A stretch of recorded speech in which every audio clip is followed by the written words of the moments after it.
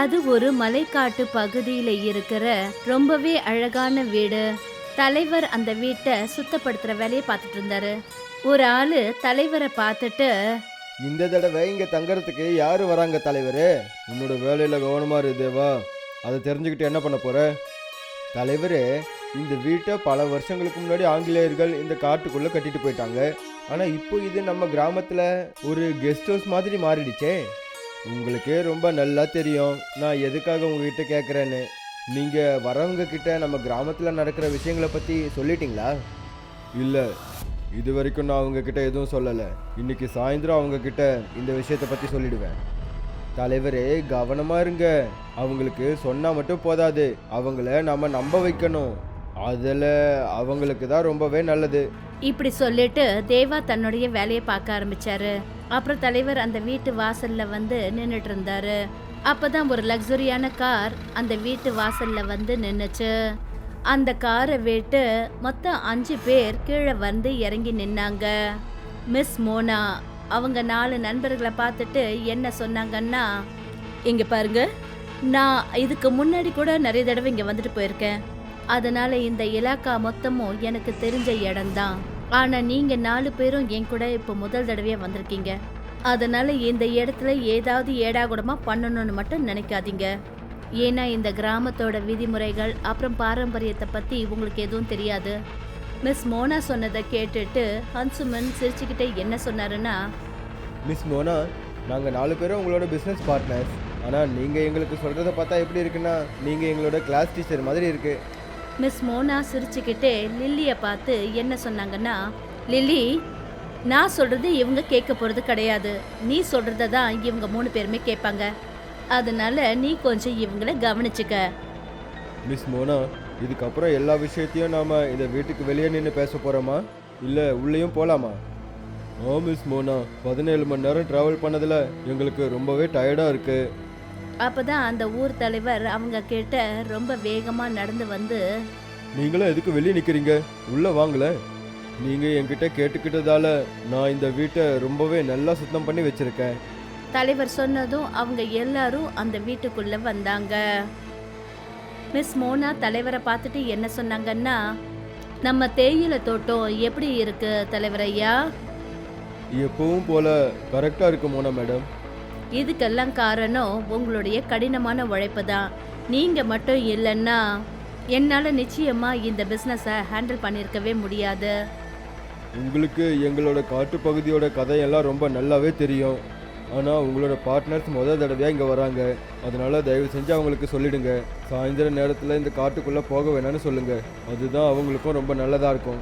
இப்படி சொல்லிட்டு அந்த தலைவர் வீட்டை விட்டு வெளியே போனாரு. தலைவர் அங்கிருந்து போனதுக்கு அப்புறமா மிஸ் மோனா அங்கேயே கண் அசந்துட்டாங்க. அவங்க சோஃபாவிலே படுத்து தூங்கிட்டாங்க. சாப்பிட்டு முடிச்சதுக்கு அப்புறமா ராஜும் ஹன்சுமனும் அப்படியே நடந்துக்கிட்டு ரொம்ப தூரமா வந்துட்டாங்க.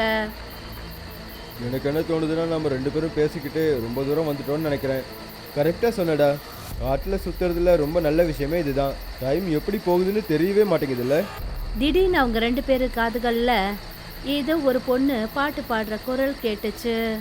அப்படி ஒரு மதுரமான ஸ்வரத்தை கேட்டு அவங்க 2 பேரும் அந்த பொண்ணோட குரல்ல மயங்கிட்டாங்க. இவ்வளோ ஸ்வீட்டான வாய்ஸில் யார் இங்கே முணுமுணுத்துக்கிட்டு இருக்கா? நீ கரெக்டாக கவனிக்கலன்னு நினைக்கிறேன். அவங்களோட அந்த சவுண்டில் ஏதோ ஒரு கவலை இருக்குது. நம்ம உடனே போய் பார்த்தே ஆகணும். ஹன்சுமனும் ராஜும் அந்த குரல் வர திசையை நோக்கி போனாங்க. கொஞ்ச நேரத்துல அவங்க 2 பேரும் ஒரு மரத்தடியில வந்து நின்னாங்க. அங்க 14 வயசு உடைய அந்த கிராமத்தை சேர்ந்த ஒரு பொண்ணு இருந்தா. அந்த பொண்ணு தான் தன்னுடைய இனிமையான குரல்ல பாட்டு பாடிக்கிட்டு இருந்தா. நீ யாரு? உன்னோட குரல் ரொம்பவே இனிமையாக இருக்கே. நான் சிட்டியில் நிறைய பொண்ணுங்க பாடுறதை கேட்டிருக்கேன். ஆனால் நான் சொல்கிறத நம்பு, நான் இவ்வளோ இனிமையான குரலை வேற எங்கேயுமே கேட்டதில்லை. அப்புறம் உன்னோட இந்த குரலில் அந்த கவலை எதுக்காக இருக்கு? ஹன்சுமன் சொன்னதை கேட்டதும் அந்த பொண்ணு அவங்க 2 பேரையும் ரொம்ப உத்து பார்த்துக்கிட்டு இருந்தா. அந்த பொண்ணு அவங்கள பார்த்த விதம் அவங்க 2 பேருக்கும் ரொம்பவே ஒரு மாதிரி இருந்தது. ஹன்சுமன் ராஜை பார்த்துட்டு என்ன சொன்னாருன்னா, இவங்க நம்ம 2 பேரையும் எதுக்காக இப்படி பார்க்குறாங்க? ஹன்சுமன் இவ்வளவுதான் சொல்லி இருப்பாரு. அப்ப திடீர்னு அந்த இடத்துல ரொம்ப வேகமா காத்து வீச ஆரம்பிச்சது. கொஞ்ச நேரத்துல அவங்க 2 பேருக்கும் முன்னாடி பார்க்கறதுக்கே ரொம்ப பயங்கரமா எலும்புகளோட ஒரு பொண்ணு தன்னோட கோரமான கண்களோட அவங்க 2 பேரையும் அப்படியே விழுங்குற மாதிரி பார்வையில பார்த்துக்கிட்டு இருந்தது. உன்னோட உயிரை காப்பாத்திக்கிட்டு ஓடு ராஜ், இது ஏதோ பயங்கரமான பேய் மாதிரி இருக்கு. ராஜும் ஹன்சுமனும் அந்த இடத்துல இருந்து ஓடுறதுக்கு தான் இருந்தாங்க. உடனே அந்த பொண்ணு ஹன்சுமன்ன ஒரு பிடி பிடிச்சது. அவளுடைய கை விரல்கள் ரொம்ப நீளமாகவும் கூர்மையாகவும் ஆயிடுச்சு. அவ தன்னுடைய கூர்மையான நகத்தால ஹன்சுமனோட இதயத்தை கிழிச்சிட்டா. ஹன்சுமனோட அலறல் சத்தம் அந்த மலை பகுதியில எதிரொலிச்சது. இந்த பயங்கரமான காட்சியை பார்த்துட்டு ராஜ் தன்னோட உடம்புல தன்னுடைய முழு பலத்தை செலுத்தி அங்கிருந்து ஓட ஆரம்பிச்சாரு. திடீர்னு ஒரு கல்லுல அவர் கால் தடுக்கி கீழே விழுந்தாரு. அதுக்கப்புறம் அவர் மயக்கமாயிட்டாரு. மறுநாள் காலையில அவருக்கு மயக்கம் தெளிஞ்சது. ராஜ் அந்த இடத்த விட்டு ஓடி கெஸ்ட் ஹவுஸ்க்கு வந்து சேர்ந்தாரு. ராஜ், ராத்திரி எல்லாம் நீ எங்க இருந்த? அப்புறம் ஹன்சுமன் எங்க? உனக்கு ஏதாவது தெரியுமா? உங்க 2 பேரையும் காணுமேங்கிற கவலையில நேத்து ராத்திரி முழுக்க நாங்க தூங்கவே இல்ல. உங்க 2 பேரும் தேடுறதுக்காக நாங்க கிராமத்து ஜனங்க கிட்ட உதவியும் கேட்டோம். ஆனா கிராமத்து ஜனங்க ராத்திரில உதவி செய்ய மறுத்துட்டாங்க. ஆமா, ஹன்சுமன் எங்க? ராஜ் தடுமாற்றத்தோட நடுக்கமான குரல்ல அந்த பயங்கரமான சம்பவத்தை அவங்க எல்லார்கிட்டயும் சொன்னாரு. உனக்கு ஒன்றும் ஆகலல்ல ராஜ், நீ என்ன சொல்லிக்கிட்டு இருக்கன்னு உனக்கு தெரியுதா? ஒழுங்கா உண்மையை சொல்லுங்க. நைட்ல எங்க போய் மூவி பார்த்துட்டு வரீங்க? நான் சொல்ற எல்லா விஷயமும் உண்மைதான். அந்த பயங்கரமான பேய் பொண்ணு என் கண்ணு முன்னாடி அன்சுமனை கொன்னு போட்டுட்டா. போதும், இதுக்கு மேல எதுவும் பேசாத ராஜ். லில்லி மிஸ் மோனாவை பார்த்துட்டு என்ன சொன்னான்னா, மிஸ் மோனா, எனக்கு தெரிஞ்சு நாம போலீஸ்ல உடனே கம்ப்ளைண்ட் பண்ணி ஆகணும். இல்ல லில்லி, நாம எல்லாரும் இப்பவே ஊர் தலைவரை போய் பார்க்கணும். இந்த கிராம தலைவர் சொல்றத நிச்சயமா போலீஸ் கேட்பாங்க. போலீஸும் தலைவரோட உதவி இல்லாம இந்த கிராமத்துல எதுவும் செய்ய முடியாது. எல்லாரும் என் கூட வாங்க. அவங்க எல்லாரும் கார்ல ஏறி உட்கார்ந்தாங்க. அப்புறம் அந்த கார் கிராமத்தை நோக்கி போச்சு. சொல்ல போனா இந்த மலை கிராம பகுதியில பல வருஷங்களா நடந்துட்டு இருக்கிற புராண கதைகள் இருக்கு. எந்த மாதிரி புராண கதைகள்? மலையோட புராண கதைகள் மூலமா அப்படி பசினால துடிதுடிச்சு ஏதாவது ஒரு பொண்ணு இறந்து போயிட்டானா, இல்லை ஏதாவது ஒரு பொண்ணு ரொம்பவே சித்திரவதைப்பட்டிருந்தான்னா, அது காரணமா அவ இறந்து போயிருந்தான்னா அந்த ஆத்மா மலைப்பகுதிகளில் அலைஞ்சுக்கிட்டு இருக்கும். விசித்திரமான விஷயம் என்னன்னா, அந்த மாதிரி ஆத்மாக்கள் இந்த மலைப்பகுதியில் ஒரு பொண்ணு மாதிரி உருவ அமைப்பில் பாட்டு பாடிக்கிட்டு இருக்குமா. அப்படி யாராவது அதோட குரலை கேட்டுட்டு அதுகிட்ட போனாங்கன்னா அப்புறம் அது தன்னோட பயங்கரமான ரூபத்துக்கு வந்து அவங்கள கொன்னுடுமா. அப்புறம் ராஜ் சொன்னதும் அதே மாதிரி ஒரு விஷயம்தான்.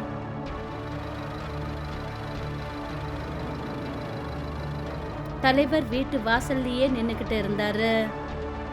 உங்க எல்லாரோட முகத்திலையும் எதுக்கு இந்த பயம் தெரியுது? எல்லாமே ஓகே தானே?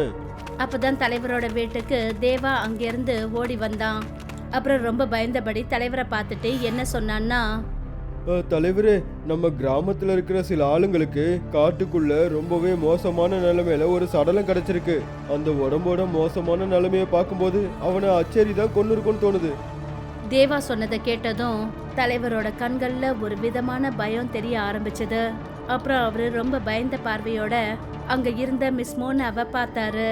மிஸ் மோனா பயந்துகிட்டே என்ன சொன்னாங்கன்னா, நேத்து ராத்திரி சாப்பிட்டு முடிச்சதுக்கு அப்புறம் ஹன்சுமனும் ராஜும் வெளியே போயிருக்காங்க. அப்புறம் ராத்திரி முழுக்க வரவே இல்லை. காலையில தான் ராஜ் வந்து சொன்னான். பார்க்கறதுக்கே ரொம்ப பயங்கரமா கொடூரமா தெரியிற ஒரு டயன் ஹன்சுமனை கொன்னுடுச்சான். இப்ப எனக்கு ரொம்பவே பயமா இருக்கு தலைவர் ஐயா. ஒருவேளை அந்த பெணம் ஹன்சுமன் தான் இருக்குமோ என்னமோன்னு. தலைவர் சொல்றதுக்கு முன்னாடியே தேவா கதறி அடிச்சுக்கிட்டு என்ன சொன்னாருன்னா, அப்படின்னா இதுக்கு அர்த்தம் இவரும் இவரோட ஃப்ரெண்டும் நைட்ல அச்சேரியோட குரலை கேட்டாங்களா? ஒருத்தர் இறந்து போயிட்டாரு அப்படின்னா கண்டிப்பா இவரும் இறந்துருவாரு. ஒருவேளை இவங்க 2 பேரையும் சாதகமா பயன்படுத்திக்கிட்டு அச்சேரி நம்ம கிராமத்துக்குள்ள வர்றதுக்கு முன்னாடி நம்மள இவரை கிராமத்தை விட்டு வெளியே அனுப்பி ஆகணும். தேவையில்லாம வளராத தேவ், இவர் ஒன்றும் நம்ம கிராமத்தோட சாதாரண ஆளு கிடையாது. நீ சாதாரணமா இவரை கொம்பு கட்டையெல்லாம் வச்சு அடிச்சு கொள்றதுக்கு. இவங்க எல்லாரும் சிட்டியில இருக்கிறவங்க. நம்மளால இவங்களுக்கு ஏதாவது ஒரு பிரச்சனை வந்துச்சுன்னா அப்புறம் சிட்டியில இருக்கிற மொத்த போலீஸும் இங்க வந்துடுவாங்க. இப்படி சொல்லிட்டு தலைவர் மிஸ் மோனாவை பார்த்துட்டு என்ன சொன்னாருன்னா, மிஸ் மோனா, நான் உங்களுக்கு ஏற்கனவே எச்சரிக்கை பண்ணேன். உங்களோட இந்த புது விருந்தாளிங்களுக்கு எங்கள் காட்டோட இந்த பழைய கதையை சொல்லி எச்சரிக்கை பண்ணுங்கன்னு நான் சொன்னேன். ஆனால் நான் சொன்ன விஷயத்தை நீங்கள் ஒழுங்காக கேட்கலன்னு நினைக்கிறேன். தலைவர் ஐயா, நான் சொல்றத தயவு செஞ்சு நம்புங்க. இது கிராமத்துல வயசானவங்க பாட்டி எல்லாம் சொல்ற கதைகள்னு நான் நினைச்சுக்கிட்டு இருந்தேன். சிட்டியில் இருக்கிற உங்களுக்கு இந்த விஷயம்லாம் ஒழுங்காக புரியாது. அப்புறம் முட்டாள்தனமாக உங்களோட உயிரையே அதுக்கு விருந்தா கொடுக்குறீங்களா? அச்சேரி ஒரு ரொம்பவே பயங்கரமான ஒரு ஆத்மா. அதோட பார்வை யாராவது மனுஷங்களோட மேலே பட்டுடுச்சுன்னா அது அவங்கள உயிரோடவே விடாது. எனக்கு என்ன தோணுதுன்னா நாம உடனே அந்த உடம்ப போய் பார்த்தாகணும். குறைஞ்சது நம்ம தெரிஞ்சுக்கலாம்ல அந்த உடம்பு அன்சுமந்தா இல்லை வேற யாரோடதா. என் கூட வாங்க. கொஞ்ச நேரத்துல அவங்க எல்லாரும் அந்த மலைக்காட்டு பகுதியில் நின்றுட்டு இருந்தாங்க. அவங்க எல்லார் முன்னாடியும் ஹன்சுமனோட பணம் ரொம்பவே மோசமான நிலையில அங்க இருந்தது. அப்புறம் தேவ் திருன்னு இங்க அங்கன்னு சுத்தி சுத்தி பார்த்துக்கிட்டு இருந்தான். ஓ மை காட், இது ஹன்சுமனோட பாடி தான். இவளை எந்த அளவுக்கு கொடுமையா அது கொண்டு இருக்கு. இப்ப நான் இவன் குடும்பத்தை சேர்ந்தவங்களுக்கு என்ன பதில் சொல்ல போறேன்? மிஸ் மோனா இப்படித்தான் சொல்லியிருப்பாங்க. அப்பதான் தேவாவோட அலறல் சத்தம் அவங்களோட காதுகள்ல கேட்டுச்சு. நீங்க எல்லாரும் இங்க வாங்க. தேவா சொன்னதை கேட்டுட்டு எல்லாரும் தேவா இருக்கிற இடத்துக்கு போனாங்க. அந்த இடத்துல ராஜை மட்டும் விட்டுட்டு போனாங்க. அவங்க எல்லாரும் பார்த்தபோது ராஜோட வெட்டப்பட்ட தலை அங்க மரத்துல தொங்கிக்கிட்டு இருந்தது. அப்புறம் அவனோட உடம்பு புதருக்குள்ள ரொம்பவே மோசமான நிலையில கடந்தது. இந்த பயங்கரமான காட்சியை பார்த்ததும் அவங்க எல்லாருமே ரொம்ப பயந்த நிலையில நின்றுட்டு இருந்தாங்க. ஓ மை காட், அப்படின்னா நேத்து ராத்திரி ராஜு இறந்துட்டானா? அப்படி ராஜ் இறந்துட்டான்னா இப்ப நம்ம கூட இருக்கானே, அது யாரு? அது வேற யாரும் கிடையாது, அது அச்சேரி தான். அது நம்மள நல்லா ஏமாத்தி இங்க வரைக்கும் கூட்டிட்டு வந்துருச்சு. நம்மள யாருமே இனிமே உயிரோட தப்பிக்கவே முடியாது. அப்புறம் இப்ப ராஜ் அவங்க எல்லார் முன்னாடியும் வந்து நின்னுட்டான். திடீர்னு ராஜோட முகம் ஒரு பயங்கரமான பெண் உருவத்துக்கு மாறிடுச்சு. அதோட எலும்பு கூடு மட்டும்தான் தெரிஞ்சது. அது தன்னுடைய கோரமான பார்வையோட மோனாவை பார்த்துச்சு. திடீர்னு அங்க இருந்த மோனாவோட உடம்பு வெடிச்சு செதறுச்சு. ஐயோ கடவுளே, இங்க என்னதான் நடக்குதுன்னு தெரியலையே. இப்போ இதையெல்லாம் நம்ம பேசவே கூடாது. இப்போ நம்ம உயிரை மட்டும் காப்பாத்திக்கணும். இங்க இருந்து ஓடி போயிடு லில்லி. லில்லியும் விக்கியும் அவங்களோட முழு பலத்தை கொண்டு அந்த இடத்த விட்டு ஓடினாங்க. திடீர்னு விக்கியோட காதுகள்ல லில்லி கதற சத்தம் கேட்டுச்சு. விக்கி அங்க பின்னாடி திரும்பி பார்த்தபோது அவன் பின்னாடி யாருமே காணோம். லில்லி, என்னாச்சு உனக்கு? நீ எங்க இருக்க? நான் சொல்றதுக்கு பதில் சொல்லு. அப்பதான் விக்கியோட காதுகள்ல லில்லியோட குரல் கேட்டுச்சு. நான் உன் பின்னாடி தான் வந்துட்டு இருக்கிறேன் விக்கி. ஆனா நீ எதுக்காக இப்படி ஓடிக்கிட்டு இருக்க? ராஜ் அங்க பார்த்தபோது லில்லி ரொம்பவே மர்மமான முறையில சிரிச்சபடி ராஜா நோக்கி பார்த்துக்கிட்டு இருந்தா. நீ என்ன திடீர்னு சிரிக்க ஆரம்பிச்சிட்ட? நம்ம பாதையில முள்ளா இருந்த 3 பேரும் போயிட்டாங்க. சிரிக்காம வேற என்ன பண்ண சொல்ற? யோசிச்சு பாரு விக்கி, நாம பிசினஸ் பார்ட்னர்ஸ் 5 பேரா இருந்தோம். அதுல 3 பேரோட கதை முடிஞ்சு போச்சு.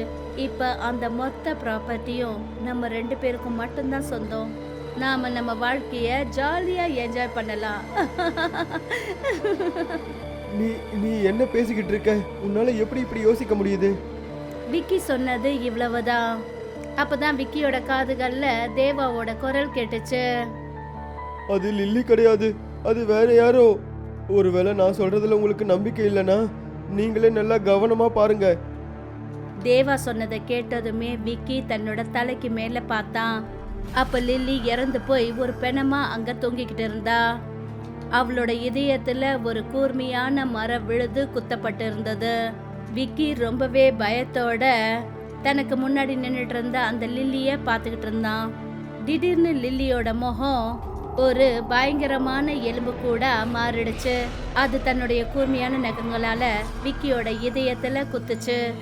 விக்கியோட ஒரு பயங்கரமான கதறல் சத்தம் அந்த இடத்த சுத்தி ஒழிச்சுது. தலைவர் ஐயா தேவாவை பார்த்துட்டு என்ன சொன்னாருன்னா, நம்ம 2 பேரும் ரக்ஷ கவசம் போட்டுக்கிட்டு இருக்கோம். அதோட காரணத்தால தான் அச்சேரி நம்ம 2 பேரையும் தாக்கலன்னு நினைக்கிறேன். இப்போ ராத்திரி ஆகிறதுக்கு முன்னாடி, அதோட சக்திகளும் அதிகமாகிறதுக்கு முன்னாடி நம்ம இங்கிருந்து போயே ஆகணும். நீங்க ரொம்ப சரியா சொல்றீங்க தலைவரே. தேவாவும் தலைவர் ஐயாவும் அந்த இடத்த விட்டு அவங்க கிராமத்தை நோக்கி ஓடி வந்தாங்க. மறுநாள் அவங்க 4 பேரோட பிணங்களும் காட்டுல ரொம்ப மோசமான நிலையில கடந்தது.